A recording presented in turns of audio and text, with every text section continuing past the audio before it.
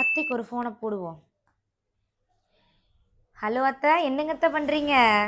வீட்ல சும்மா தான் இருக்கேன் ஆனந்தி. உனக்கு என்ன, கொடுத்து வச்ச மகராசி, சும்மா தான் இருப்பேன். அப்புறங்க அத்தை, சாப்பிட்டீங்களா? சாப்பிட்டாச்சு. என்ன சாப்பிட்டீங்க? Chicken, mutton. ஆஹா, எங்க மாமன் காசுல திங்கிறதுக்குன்னே பிறந்திருக்க. இங்க பாரு விதி விலக்கு. அப்புறங்க அத்தை, மச்சான் மாமான்லாம் எங்க போயிட்டாங்க? வெளியே போயிட்டாங்க கடை வீதிக்கு. அப்ப நீ மட்டும் வீட்டுல ஜம்முன்னு இருப்ப. அப்புறம் உங்ககிட்ட முக்கியமான ஒரு விஷயம் சொல்றதுக்கு தாங்க அத்தை கால் பண்ணேன். என்னன்னா, நேத்து நீங்க ஃபங்க்ஷன் வந்திருந்தீங்கல்ல, எல்லாரும் சொல்லிட்டாங்க அத்தை, நீங்க அவ்வளவு அழகா இருக்கீங்களாமா அத்தை.